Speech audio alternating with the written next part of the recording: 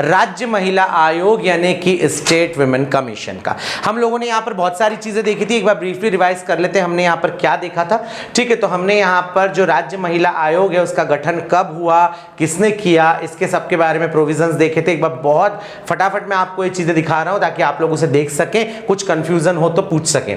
हमने यहाँ पर देखा मध्य प्रदेश में राज्य महिला आयोग का गठन जो है एक्ट के बेसिस पर हुआ। उस एक्ट को यहाँ पर कहा जाता है मध्य प्रदेश राज्य महिला आयोग एक्ट 1995। उस एक्ट के सेक्शन 3 के according Madhya Pradesh government, state government ने यहाँ पर इसका जो है कॉन्स्टिट्यूट किया है। इसके बाद हमने देखा ये कॉन्स्टिट्यूशन मध्य प्रदेश में हुआ 23 मार्च 1998 को, because Madhya Pradesh state women commission जो एक लॉ के बेसिस पर एग्जिस्टेंस में आया, इसलिए कैसा कमीशन माना जाएगा, ये माना जाएगा कि स्टैट्यूटरी बॉडी यानी सांविधिक निकाय। इसके बाद हमने यहाँ पर इसका कंपोजिशन देखा, 1 चेयरपर्सन और 6 मेंबर्स होंगे इसमें। हमने यहाँ पर देखा इन 6 मेंबर्स में से एक मेंबर एससी, एक मेंबर एसटी और एक मेंबर ओबीसी का होगा, ये एक मैंडेटरी क्लॉज। इसके बाद हमने यहाँ पर कहा कि इसमें एक उसका जो होगा एक चीफ एग्जीक्यूटिव ऑफिसर भी होगा जिसे मेंबर सेक्रेटरी कहा जाएगा, जो कि पार्ट तो होगा कमीशन का बट वो यहाँ पर मेंबर्स में इंक्लूड नहीं होगा।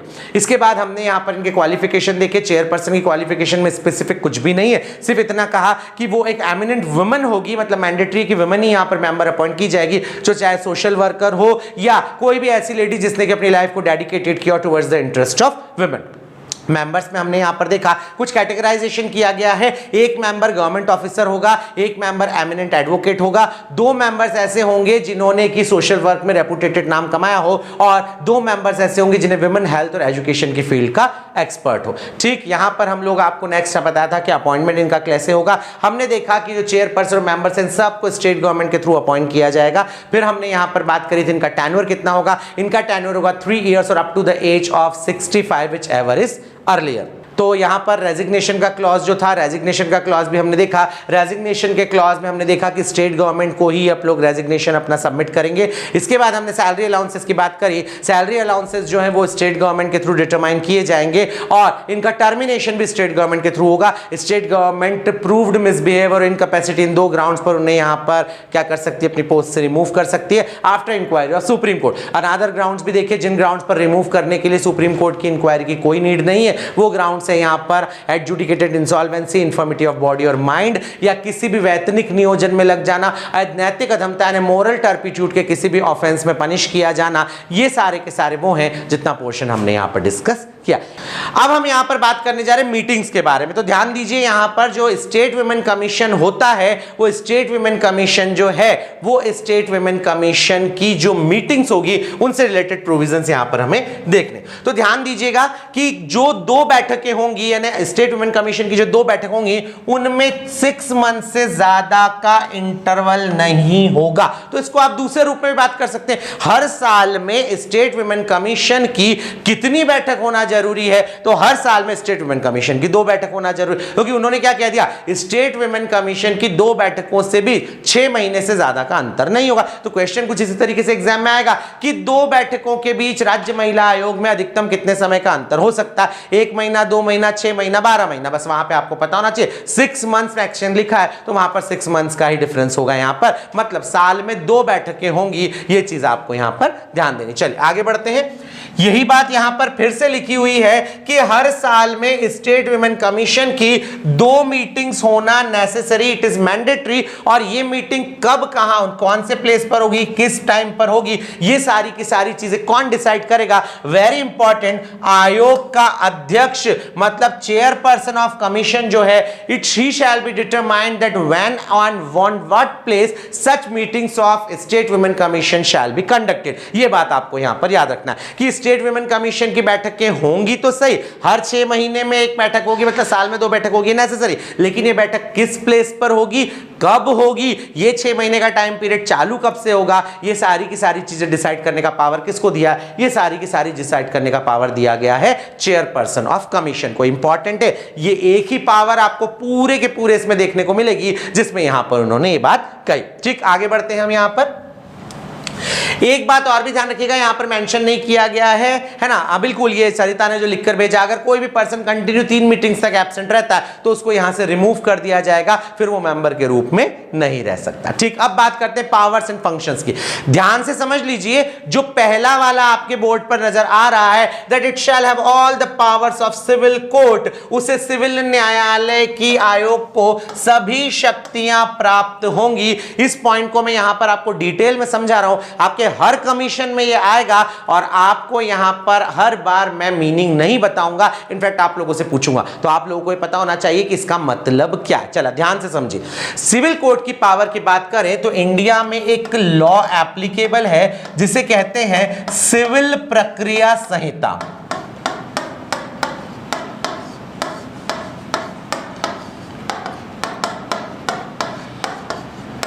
ये 1908 1908 का एक कानून है, इंग्लिश में से कहते हैं civil procedure code 1908 mean CPC. इस सीपीसी में जो 1908 का सीपीसी है, इसमें सिविल कोड की सारी पावर्स मेंशन की गई हैं, और सिविल कोड की जो ये पावर्स है वो सारी की सारी पावर्स किसको मिली हुई हैं, वो हमारे इस कमीशन को मिली। अब देखते हैं वो पावर्स क्या है। सबसे पहली पावर है किसी भी पर्सन को यहां पर बुलाना और उसकी ओथ पर एग्जामिनेशन करना। सबसे पहली पावर क्या है, मान लीजिए किसी भी पर्सन को यहां पर नीड है तो यहां पर कमीशन के सामने बुलाया जाएगा और ओथ पर उसकी एग्जामिनेशन। ओथ आप समझते होंगे, गीता कुरान ऐसे पवित्र ग्रंथों पे हाथ रख के कसम खाना। मैं गीता के हाथ कसम करके गीता पर हाथ रख के कसम खाता हूं, जो कहूंगा सच के सिवाय कुछ नहीं कहूंगा। फिल्मों में आपने ऐसे डायलॉग्स देखे होंगे। तो ये गीता कुरान जैसे होली बुक्स जो है, एंड बुक्स पर हाथ रखवाना, क्योंकि हमारे यहां पर ये माना जाता है सबसे बड़ा है धर्म, और ऐसे धार्मिक ग्रंथों पर हाथ रख के व्यक्ति झूठ नहीं बोलेगा, ऐसी थिंकिंग है। हालांकि क्रिमिनल मैटर्स में ये ओथ बंद हो चुकी है, क्योंकि व्यक्ति इन पर हाथ रख के बिल्कुल झूठ बोलता है। गीता कुरान बाइबल पर हाथ रख के लोग झूठ बोलते हैं, तो यहां पर ये बंद हो चुकी है। यहां पर आपको ध्यान रखना है जो ये बात है, सिविल मैटर्स में अभी भी ये ओथ चल रही है, और वही हम यहां पर पावर्स में पढ़।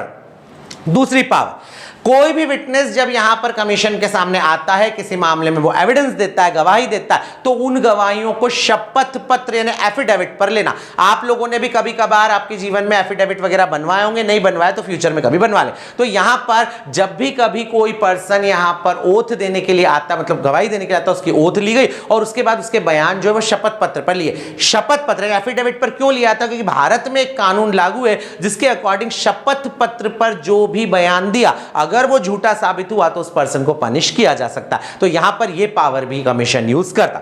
अनदर पावर, मान लीजिए कोई पर्सन इतना ज्यादा बीमार है, इतना ज्यादा बिजी है, वो कोर्ट तक नहीं आ सकता, वो कमीशन तक नहीं आ सकता, और ऐसी कंडीशन में यहां पर उसके एविडेंस की जरूरत है। तो ऐसी कंडीशन में कोर्ट, या जब हम कमीशन की बात करें तो कमीशन अपने किसी भी एक ऑफिसर को यह कहेगा कि आप उस पर्सन तक जाएं और उसका एविडेंस लाकर यहां पर सबमिट करें। ध्यान से समझिए बच्चों, ये पूरी की पूरी प्रोसेस जो है, इसे हिंदी और अंग्रेजी दोनों में कमीशन कहा जाता है। मतलब किसी भी गवाह की परीक्षा के लिए, उसके विटनेस के एग्जामिनेशन के लिए कमीशन जारी करना, ये एक पावर है, जो पावर हमारे सारे सिविल कोर्ट्स को या आपके सिलेबस के सारे कमीशंस को मिले। तो यहां पर अगर कोई पर्सन इतना बिजी है, इतना बीमार है, कोर्ट तक वो आ नहीं सकता, तो कोर्ट का कोई ऑफिसर, या कमीशन की बात करें तो कमीशन का कोई ऑफिसर वहां तक जाएगा और उसका एविडेंस लाकर देगा। ये प्रोसेस क्या कहलाती है, कमीशन जारी करना, कमीशन इशू करना, और इन्हीं को यहां पर कमीशन, मतलब आपका जो स्टेट वुमेन कमीशन है वो भी एंजॉय करता। तो बेसिक मैंने आपसे बताया, सिविल प्रोसीजर कोड यानी सिविल प्रक्रिया संहिता 1908 में सिविल कोर्ट की जो पावर्स मेंशन की गई है, उन्हीं पावर्स को यहां पर सिविल कोर्ट की इन पावर्स को कमीशन एंजॉय करता है, जिसमें हमने देखा किसी भी विटनेस को कॉल करके बुलाना, ओथ पर उसकी एग्जामिनेशन करना, एफिडेविट पर एविडेंस देने के लिए कहना, या विटनेस के एग्जामिनेशन के कमीशन से इशू करना, या एक और बात आपने सुना होगा कि किसी भी व्यक्ति को समन करके बुलाना। समन बेसिकली क्या होता है, जो लोग बच्चे क्लास में मेरी पढ़ चुके हैं उनको पता होगा, मैंने अपनी एक डेफिनेशन सेट करी समन की, जिससे आप इसे बहुत आसानी से समझ सकते हैं। देखिए, अब आप लोग तो आज के जमाने के बच्चे हैं, आप लोग के लिए चीजें इतनी कॉमन नहीं है। आप लोग आज के जमाने में अपने गर्लफ्रेंड बॉयफ्रेंड वगैरह को लव लेटर नहीं लिखते होंगे, आप लोग क्या करते होंगे, व्हाट्सएप, मेल, ईमेल सब कुछ करते होंगे। ठीक, यहां पर अगर जब भी कोई इस तरह का, हम पहले के जमाने में जाते हैं, हम लोग के जमाने की तरफ बढ़ते हैं, तो यहां पर क्या होता था, लव लेटर्स वगैरह लिखे जाते थे। बिल्कुल सामने वाली पार्टी तक लेटर पहुंचाया जाता था जिसमें यह बताया जाता था इतनी तारीख को इतनी बजे आपको यहां पर मिलना। सेम कंटेंट अगर किसी खाकी कलर के लिफाफे में अभी आपके सामने आता है तो यहां पर ये मानिए ये कोर्ट का लव लेटर है। बिल्कुल उसमें आपको ये बताया जाएगा इतनी तारीख को इतनी बजे इस कोर्ट रूम में जज साहब के सामने आपको हाजिर होना। तो बस ये समन मतलब क्या, कोर्ट का बुलावा, किसी भी पर्सन को, किसी भी विटनेस को कोर्ट में बुलाना, उसके बाद उससे सवाल जवाब करना, ये प्रोसेस कहलाती समन। और समन यहां पर क्या कहलाता है, समन जो है यहां पर इसकी एक पावर कहलाती। ठीक, क्लियर हुआ। सिविल कोर्ट की पावर, हर कमीशन को, एक चीज अभी से ध्यान रख लीजिए, आपके सिलेबस में जितने कमीशन डाले गए हैं, चाहे वो सेंट्रल लेवल के हो, चाहे वो स्टेट लेवल के हो, चाहे वो कॉन्स्टिट्यूशनल हो, उन सब में यहां पर ये चीज मेंशन की गई है कि सिविल कोर्ट की पावर होगी। एक एक्सेप्शन है आपका जो आपके सिलेबस में डाला, that is NGT, national green tribunal. इसको सिविल कोर्ट की तो पावर है, साथ ही साथ इसको क्रिमिनल कोर्ट की भी पावर है, ये यहां पर उससे भी पनिश कर सकता है। हाँ आशीष, हमारे यहां सरकारी कामों में, कोर्ट के कामकाज में हमेशा खाकी कलर के लिफाफे, ब्राउन कलर के जो एनवेलप से, उन्हीं को यूज किया था। बिल्कुल डेकोरेटेड खुशबू वाला गुलाब का फूल बना ऐसा एनवेलप यूज नहीं किया जाएगा। चलिए आइए देखिए नेक्स्ट। अब यहां पर बाकी फंक्शंस जो है वो कॉमन फंक्शंस है। ये यहां पर है advice to state government on policy matters related to the women. जब भी कभी वुमेन को लेकर यहां पर कोई भी स्टेट गवर्नमेंट पॉलिसी बना रहा तो यहां पर वो उसको एडवाइस करे। सेम पावर जो national women commission central level पर एंजॉय करता है, वही पावर्स को यहां पर स्टेट लेवल पर स्टेट वुमेन कमीशन एंजॉय करता है। जब भी सेंट्रल गवर्नमेंट वुमेन को लेकर कोई पॉलिसीज बना रही है तो वहां पर central commission, national women commission अपनी एडवाइस देता है। जब भी स्टेट गवर्नमेंट यहां पर वुमेन को लेकर कोई पॉलिसीज बना रही है तो यहां पर स्टेट वुमेन कमीशन अपनी एडवाइस देता है। नेक्स्ट पोर्शन देखिए, यहां पर provide protection to victim women. अब यहां पर वर्ड यूज किया है प्रोटेक्शन, संरक्षण वर्ड यूज किया, कंपनसेशन वर्ड यूज नहीं किया, क्योंकि ये जो कमीशन है, नेशनल वुमेन कमीशन है, स्टेट वुमेन कमीशन, ये कभी भी विक्टिम को, यानी विक्टिम वुमेन को कंपनसेशन, पैसा, नुकसानी, डैमेजेस नहीं देते। ये यहां पर केवल प्रोटेक्शन देते हैं। हाँ, ये लोग इस तरह की कंप्लेंट्स फाइल करते हैं, गवर्नमेंट से उन्हें मुआवजा दिलवाते हैं, सामने वाली पार्टी जिसके अगेंस्ट कंप्लेंट फाइल की उससे कंपनसेशन दिलाते हैं, लेकिन खुद ये कभी कंपनसेशन नहीं देते। ये बात आप याद रखें। तो यहां पर जो विक्टिम वुमेन है उनको प्रोटेक्ट करता है। इसके अलावा जो भी वुमेन जेल या रिमांड होम्स होते हैं उनका इंस्पेक्शन करता है। तो ये हमने देखा था नेशनल लेवल पर जो नेशनल वुमेन कमीशन होता है वो भी वुमेन जेल, रिमांड होम इनका इंस्पेक्शन करता है, और स्टेट लेवल पर जो स्टेट कमीशन होता है वो भी यहां पर जो है यहां पर रिमांड कर। तो यहां पर वुमेन जेल का, रिमांड होम का, उन सब का इंस्पेक्शन करने का काम कौन करता है? ये काम करता है आपका स्टेट वुमेन कमीशन। आगे बढ़ते हैं नेक्स्ट फंक्शन में। यहां पर है ये वुमेन हॉस्पिटल्स जो होते हैं, स्पेसिफिकली आपके जो डिलीवरी वगैरह के केसेस वहां पर होते हैं, वुमेन हॉस्पिटल्स जो होते हैं उनको भी इंस्पेक्ट करने का काम यहां पर स्टेट वुमेन कमीशन करता है, और किसी तरह के वुमेन वेलफेयर से रिलेटेड जो प्रोग्राम्स हैं उनको भी कंडक्ट करता है। ये काम भी यहां पर होता है। तो बात समझ में आई होगी आपको। स्टेट वुमेन कमीशन मेजर क्या फंक्शंस करता है? स्टेट वुमेन कमीशन के लिए हमने देखा कि स्टेट वुमेन कमीशन जो है बेसिकली वुमेन एडवांसमेंट के लिए यहां पर वर्क कर रहा है, चाहे वो ऐसे प्रोग्राम्स कंडक्ट करना हो, वुमेन जेल या वुमेन जो आपके हॉस्पिटल से उसका इंस्पेक्शन करना हो, वुमेन रिमांड होम का इंस्पेक्शन करना हो, इस तरह के काम ये करता है। कुछ और भी फंक्शंस है यहां पर, और आप देख सकते हैं यहां पर देखिए महिलाओं को जो भी प्रोविजंस, जो भी सेफगार्ड्स प्रोवाइड किए गए हैं यहां पर, जो कॉन्स्टिट्यूशन में या किसी अदर कमीशन में, आज लॉ में, उन सबको रिव्यू करना और नेसेसरी रिकमेंडेशंस करना, यहां पर जो अमेंडमेंट है उसकी, ये काम भी यहां पर करता है। Very very important clause annual report का। तो जैसे नेशनल वुमेन कमीशन में हमने एक चीज दिमाग में बिठा ली, सारी की सारी पावर सेंट्रल को है, बिल्कुल स्टेट वुमेन कमीशन में सारी की सारी पावर स्टेट को है।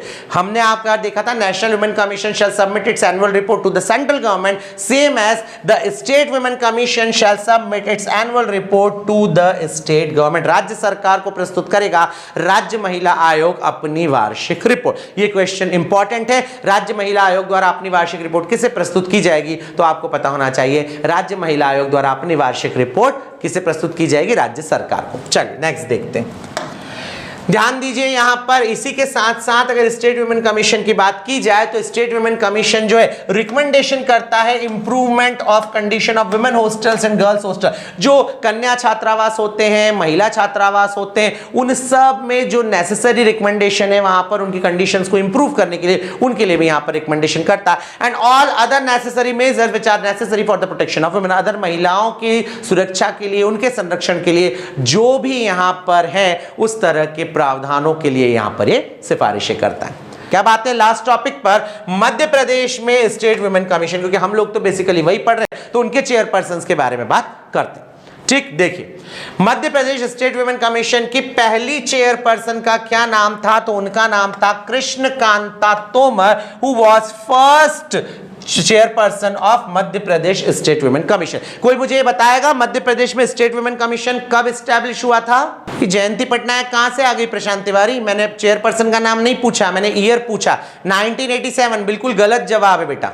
चंचल 1995 नहीं है, मैं यही बता रहा हूं, यही गलतियां करोगे आप लोग एग्जाम में। 23 मार्च 1998 है वो डेट जिस डेट को एमपी में स्टेट वुमेन कमीशन एस्टैब्लिश हुआ, लेकिन लॉ है 1995 का, that is Madhya Pradesh state women commission act 1995। बस यही गलतियां वहां पर नहीं होनी चाहिए, ठीक है। तो फर्स्ट चेयरपर्सन बनाई गई यहां पर Krishnakanta Tomar, national women commission की जयंती पटनायक, स्टेट वुमेन कमीशन की कृष्णकांता तोमर। और अगर बात करें मध्य प्रदेश स्टेट वुमेन कमीशन की प्रेजेंट चेयरपर्सन की, तो ये है शोभा ओझा। बिल्कुल, शोभा ओझा वर्तमान में मध्य प्रदेश राज्य महिला आयोग के अध्यक्ष के रूप में कार्य कर रही है, तो ये चीज आपको यहां पर ध्यान दें। कोई बात नहीं चंचल, है ना, आप अगली बार मत कीजिएगा बेटा। तो ध्यान दीजिए यहां पर मध्य प्रदेश राज्य महिला आयोग की पहली अध्यक्ष कृष्णकांता तोमर, वर्तमान अध्यक्ष शोभा ओझा। भारतीय राष्ट्रीय जो हमारा राष्ट्रीय महिला आयोग है उसकी पहली अध्यक्ष आई हैं वहां पर जयंती पटनायक और वर्तमान अध्यक्ष रेखा शर्मा। ठीक, तो यही है आपका मध्य प्रदेश राज्य महिला आयोग। अगर मध्य प्रदेश राज्य महिला आयोग के संबंध में आपके कोई भी क्वेश्चंस, कोई भी डाउट है तो आप पूछ लीजिए, वरना मैं आप लोगों से कुछ क्वेश्चंस पूछता हूं।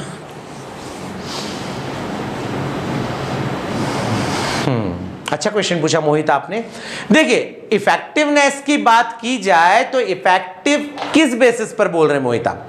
किसके डिसीजन ज्यादा इफेक्टिव है? तो डेफिनेटली सेंट्रल लेवल का जो कमीशन है हर मामले में वो ज्यादा इफेक्टिव होता है। लेकिन अगर आप देखें कि आपकी अप्रोच डायरेक्ट कहां तक है, तो फिर आपकी अप्रोच पहली कंडीशन में आपके स्टेट कमीशन तक डायरेक्ट, क्योंकि नेशनल कमीशन तक बार बार जाना उतना खर्चा हर कोई नहीं कर सकता, लेकिन स्टेट वुमेन कमीशन आप ही के स्टेट में, तो वहां तक अप्रोच ज्यादा हो, तो आप ये बात यहां पर कर सकते। दूसरी चीज यहां पर बात की जाए, आपने पूछा रूल्स की, तो हर कमीशन जिस लॉ के बेसिस पर आया है उनके यहां पर रूल्स बनाए जाते, तो इसी के बेसिस पर उनके बीच का जो रिलेशन है वो डिटरमाइन होता है।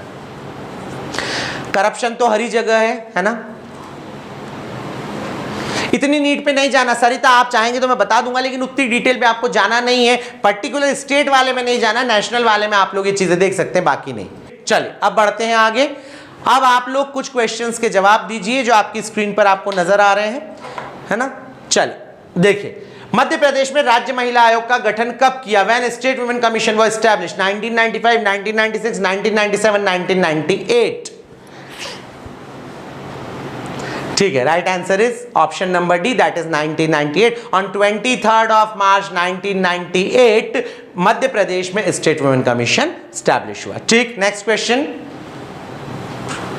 कितने प्रतिष्ठित विधि व्यवसायी मध्य प्रदेश राज्य महिला आयोग में सम्मिलित होंगे? How many eminent advocate shall be part of Madhya Pradesh state women commission? 1 2 3 not fixed. ठीक है, 1 बिल्कुल सही। आप सभी जानते हैं कैटेगराइजेशन है यहां पर, जिसमें हमने देखा था एक होगा गवर्नमेंट ऑफिसर, एक होगा एमिनेंट एडवोकेट, 2 होंगे रेपुटेटेड सोशल वर्कर्स और 2 होंगे ऐसे पर्सन जिन्हें वुमेन हेल्थ और एजुकेशन का नॉलेज। बिल्कुल। नेक्स्ट, मध्य प्रदेश राज्य महिला आयोग के अध्यक्ष का कार्यकाल कितना है? What is the tenure of chairperson of Madhya Pradesh state women commission? Options are 3 years और up to the age of 60, 5 years और up to the age of 60, 3 years और up to the age of 65 और 5 years और up to the age of 65। What would be the right answer? A option is not right. ठीक, C option is correct, that is 3 years और up to the age of 65। हमने देखा था चाहे national women commission हो चाहे state women commission, दोनों का टेन्योर यहाँ पे 3 इयर्स और up to the age of 65। अगर आप यहाँ पर क्वेश्चन में ध्यान दें तो उन्होंने केवल यहाँ पर वर्ड यूज किया what is the tenure of chairperson of national women commission, sorry state women commission, लेकिन यही tenure members of state women commission का भी होता है। तो कंफ्यूज मत होइएगा, चाहे चेयरपर्सन हो या मेंबर, दोनों का टेन्योर यहाँ पर सेम है। हालांकि कुछ कमीशन वैसे पढ़ेंगे जहां पर डिफरेंस आएगा। चलिए नेक्स्ट क्वेश्चन देखिए प्लीज। मध्य प्रदेश राज्य महिला आयोग द्वारा अपनी वार्षिक रिपोर्ट किसे प्रस्तुत की जाएगी? Madhya Pradesh state women commission shall submit its annual report to whom? President, governor, state government और नन ऑफ दीज? बेहतरीन, अच्छे से जवाब मिल रहे हैं मुझे फटाफट। Right option is option number C. हमने देख लिया है मध्य प्रदेश राज्य महिला आयोग अपनी वार्षिक रिपोर्ट जो है वो राज्य सरकार को सबमिट करेगा। Now come to the next question. मध्य प्रदेश राज्य महिला आयोग की वर्तमान अध्यक्ष कौन है? Who is the present chairperson of Madhya Pradesh state women commission? Krishnakanta Tomar, Rekha Sharma, Priyanka Kanungo, Shobha Ojha? बिल्कुल सही जवाब option number D, that is Shobha Ojha. Krishnakanta Tomar was first chairperson of MP state women commission, Rekha Sharma is present chairperson of national women commission, Shobha Ojha is present chairperson of state Madhya Pradesh state women commission, whereas Priyanka Kanungo is present chairperson of national child rights protection commission. तो सही answer है यहाँ पर शोभा ओझा। यही था बच्चों आपका state women commission in reference of Madhya Pradesh. 2 portion हमारे यहाँ पर कंप्लीट हो चुके हैं, 1-2 कमीशंस को हमने कंप्लीट कर लिया।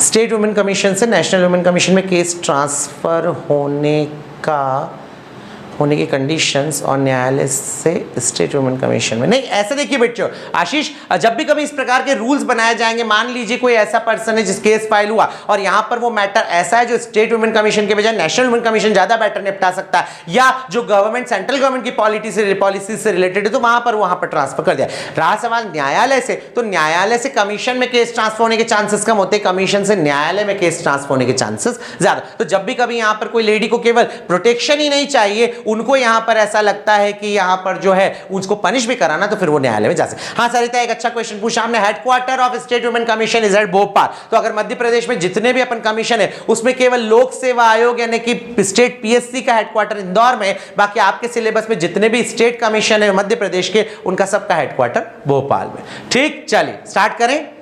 Now the next commission which we are going to start, it is very very important, और इससे रिलेटेड बहुत सारे क्वेश्चंस आपको नेट पर मिल सकते हैं, क्योंकि उसका रीजन है कि पहले एमपीपीएससी अपने सिलेबस में एक एक्ट पढ़ाता था जो कहलाता था the human right protection act 1993, और यहां पर हम उसी से रिलेटेड एक कमीशन को डिस्कस करने जा रहे हैं, that is the national human rights commission, मतलब राष्ट्रीय मानव अधिकार आयोग। क्या क्वेश्चन पूछा इन्होंने? डायरेक्टली एनसीडब्ल्यू में जा सकते हैं किसी केस को लेकर? बिल्कुल जा सकते पायल, ऐसा कोई रूल नहीं है कि आपको पहले स्टेट कमीशन जाना होगा, यहां पर हम डायरेक्ट एनसीडब्ल्यू में भी जा सकते हैं, उसमें कोई दिक्कत नहीं। देखिए डेफिनेटली ये पोर्शन जो है आपका पहले सिलेबस में था, ओल्ड सिलेबस में था, लेकिन 2019 में मेजर अमेंडमेंट्स हुए हैं in the human right protection act 1993, तो यहां पर जो पोर्शन हम डिस्कस करेंगे, इस पोर्शन को हम लोग उन अमेंडमेंट के साथ ही डिस्कस करें। So let's start the portion which is related to the national human rights commission. चलिए देखते हैं। सबसे पहले यहां पर आपको नेल्सन मंडेला का एक स्टेटमेंट दिखा दूं, इसके बेसिस पर आप ये समझ जाएंगे कि ह्यूमन राइट्स क्या है। उन्होंने कहा था लोगों को उनके मानव अधिकारों से वंचित करना, मानवता को चुनौती देना, to deny people from their human rights is challenge to their humanity, ये कहा था नेल्सन मंडेला जी ने। अब मुझे एक बात का जवाब दीजिए आप लोग, what is difference between human rights and fundamental right? मतलब जब 1950 में कॉन्स्टिट्यूशन इन्फोर्स हुआ तब से हमें मूल अधिकार फंडामेंटल राइट तो मिले हुए थे, फिर यहां पर वापस से 1993 में एक लॉ लाकर ह्यूमन राइट्स को अलग से प्रोवाइड करने की क्या नेसेसिटी आई? तो ये बताइए मुझे क्या डिफरेंस है मूल अधिकार और मानव अधिकार में? जरा रिप्लाई कीजिए फटाफट। बहुत सारे बच्चे यहां जवाब दे रहे, कुछ हद तक आपके जवाब सही भी है ना। ये अनुच्छेद 16 कहां से आ गया प्रशांत तिवारी? मूल अधिकार तो 12 से 35 तक पूरे के पूरे, आप केवल अनुच्छेद 16 की बात क्यों कर रहे हैं? देखिए आप यहां पर समझने की कोशिश कीजिए। आप में से कई बच्चों ने मुझे यह जवाब दिया कि जो ह्यूमन राइट्स होते हैं वो होते हैं जन्म के बेसिस पर, और यहां पर जो फंडामेंटल राइट्स होते हैं वो होते हैं कॉन्स्टिट्यूशन के बेसिस पर। ठीक है, ये बात सही है कुछ हद तक। आप में से कई बच्चे बहुत गलत जवाब भी दे रहे हैं कि फंडामेंटल राइट्स जो है वो केवल सिटीजन्स के लिए है, ह्यूमन राइट जो है सबके लिए। ऐसा बिल्कुल नहीं है। कुछ ही फंडामेंटल राइट, जैसा कि करण राठौर ने लिखा कि मोस्टली फंडामेंटल राइट सिटीजन्स के लिए, लेकिन कुछ ऐसे भी हैं जो कि सिटीजन एंड नॉन सिटीजन दोनों के लिए। ठीक है, तो ये चीज मैंने आपको क्लियर कर दी अभी। हाँ, ह्यूमन राइट्स की बात की जाए तो ह्यूमन राइट्स में किसी तरह का कोई डिस्क्रिमिनेशन नहीं है, न तो कोई बेसिस यहां पर आप किस कंट्री के सिटीजन से कोई फर्क नहीं पड़ता, वो ह्यूमन राइट्स आपको मिले। लेकिन अगर फंडामेंटल राइट्स की बात की जाए तो वहां पर कुछ पर्टिकुलर फंडामेंटल राइट्स में, if we talk about article number 19 that is related to freedom of speech and expression, जब उसकी बात करेंगे तो यहां पर यह चीज आपको देखनी पड़ेगी कि क्या ये वाला राइट जो है ये केवल इंडियन सिटीजन को है या फॉरेनर्स को भी है। और ऐसी कंडीशन में अगर आप भारत के नागरिक है तो ही ये राइट आपके पास है, अदरवाइज ये राइट आपके पास नहीं। But whenever we talk about article number 21 that is related to right to life and personal liberty, it is applicable to all persons whether he is a Indian citizen और not. तो अगर वो भारत का नागरिक नहीं भी है तो भी आर्टिकल 21 उसके पास है। लेकिन इस तरह का जो ये भेदभाव, इस तरह का जो डिस्क्रिमिनेशन है, ये आपको कहीं पर भी देखने को नहीं मिलेगा जब भी आप बात करते हैं मानव अधिकारों के संबंध। तो ध्यान दीजिएगा, एक बात जो आपने कही उसमें थोड़ा सा करेक्शन कर देता हूं। आप लोगों में से मैक्सिमम बच्चों ने यह जवाब दिया कि जब भी हम मानव अधिकार की बात करते हैं तो ये जन्म के आधार पर मिलते हैं। मैं आपको एक बात बताऊं, केवल जन्म के आधार पर नहीं, आपका मानव के रूप में जन्म होने वाला है उस आधार पर भी आपको मानव अधिकार मिलते हैं। अब सुनिए कैसे। भारत में ऐसे कई सारे लॉज हैं, स्पेसिफिकली जिस लॉ का डिस्कशन मैं आपसे यहां पर अभी कर रहा हूं वो लॉ कहलाता है IPC, that is Indian penal code, भारतीय दंड संहिता। और उसके अकॉर्डिंग ये प्रोविजन किया है कि अगर कोई ऐसा बेबी है जो मदर वॉम में यानी मां के गर्भ में है और चाहे अभी उसका बर्थ नहीं हुआ, अगर वहां पर भी उसे कोई हार्म पहुंचाया गया या उसकी डेथ कर दी गई, इन दैट कंडीशन यहां पर उनके राइट को प्रोटेक्ट किया। मतलब एक लेडी को आप फिल्मों में जितनी आसानी से देखते हैं, टीवी सीरियल्स पे जितनी आसानी से देखते हैं, उतनी आसान प्रोसेस नहीं है अबॉर्शन से रिलेटेड। स्पेसिफिकली अगर यहां पर अब तो ये कानून और ज्यादा सख्त हो रहा है, कोर्ट इन मामलों में बहुत ही ग्रीवियस पनिशमेंट्स दे रहे हैं अगर यहां पर कोई भी अबॉर्शन कराया जाता है तो। अबॉर्शन की दो कंडीशंस है, अगर लड़की खुद अपनी इच्छा से अबॉर्शन करा रही है, घर वाले भी उसके एग्री हैं, तो यहां पर पनिशमेंट नहीं मिल पाता क्योंकि केस कोई फाइल नहीं करे।